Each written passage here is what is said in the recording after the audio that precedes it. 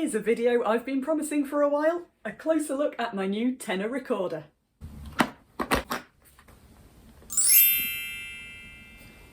It isn't in there, I never put it back in the case. The recorder I chose is a Mollenhauer Denner. This one's made of boxwood. I always thought I'd choose one made of a darker colour wood, which I generally prefer the look of, but when I picked this one up I instantly liked the weight. It's not too heavy, but just heavy enough to feel balanced, somehow. I also think the wood will darken a bit and get a nice patina with age and use. This model is fitted with comfort keys, which did make it more expensive to buy, but keys were definitely something that was on my wish list. On the back is an adjustable thumb rest, which unfortunately I'm yet to find a screwdriver which is both small and strong enough to actually turn the screw, so it remains unadjusted. The recorder comes complete with a hard case and all of the other usual stuff you'd expect to find. There's a fingering chart which tells me this recorder might be able to play up as high as that top G flat, though probably not with me in the driving seat.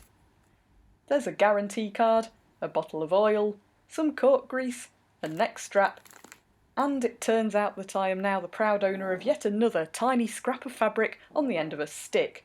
I mean, there has to be a better way, doesn't there? Right, so that's what you get. But how much do you have to pay for it all? I know some folks can be pretty surprised, and maybe aghast, at how much recorders can cost. But compared to other instruments, say a flute or a clarinet, I reckon recorders are very reasonable.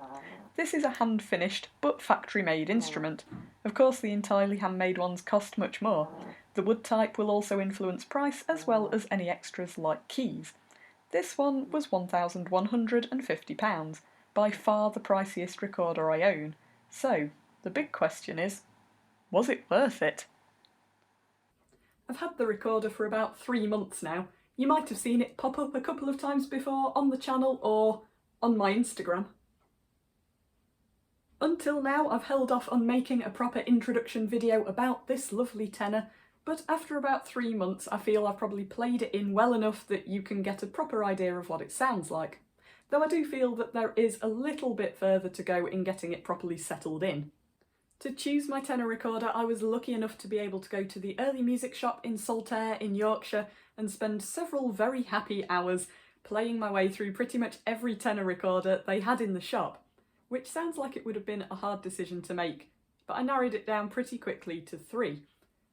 Out of the 3, this one was definitely the front runner for me from the start, but I hesitated about choosing it because it was the most expensive of those 3. Now you might think that when you're choosing a tenor recorder, you're going to be choosing it for all of those wonderful tenor recorder qualities. In other words, a big, loud, full, low, sonorous bottom end. Lower register, bottom end. But what swung it for me about choosing this recorder is how easy it is to play the higher notes. They really are almost effortless. See, top D. Just like that.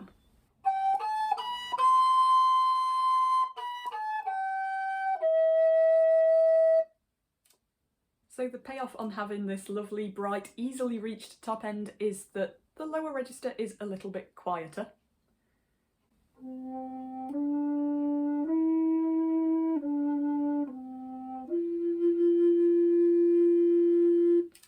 But I actually quite like it. It's very soothing.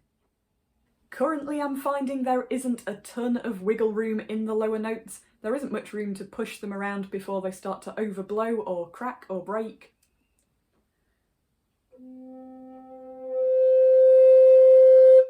But I do feel that is something that's going to improve with time. I notice when I play the recorder for an extended amount of time in a practice session, then it gets warmed up and those lower notes get easier to reach and there is more you can do with them before you ruin them. One thing worth mentioning here, as I believe is the case on other keyed Mollenhauer recorders, to get the bottom C you only press one key, but for C sharp you press both. That's the other way round to most other recorders. It took some getting used to, but somehow I soldier on.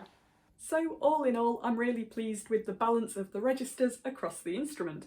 But what really, really swung this particular recorder for me was the comfort keys. Now I know not everyone is a fan of keywork on a recorder. I've seen some people argue that keywork on a recorder somehow makes a recorder less of a recorder, which I don't agree with, and some folks just don't like the noise from the keys. Personally, I don't agree with the argument that recorders shouldn't have keys. They're not there like they would be on a flute to help increase the range of notes or anything like that. These don't affect the sound of the recorder, they just help the player reach the hole. Out of all the comfort keyed tenors I tried in the early music shop, these were definitely my favourite. You can see that they're really quite low in profile to the body of the recorder. They move really easily, there's not far to push them down, you almost can't feel that you're playing with them at all. My first tenor recorder, which was plastic and that I do still use, didn't have keys, and while I got more used to making the stretch for the holes, it is definitely far, far easier to play faster passages with my beloved keys. Anyway, enough chat, I reckon it's time you heard what the Mollenhauer Denner Comfort Tenor in boxwood actually sounds like.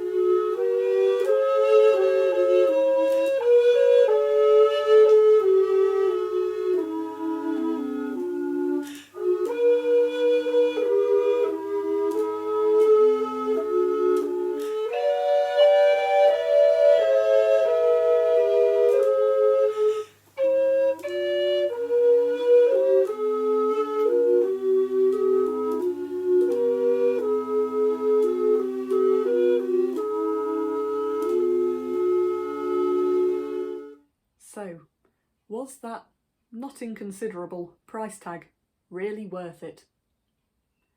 Absolutely it was.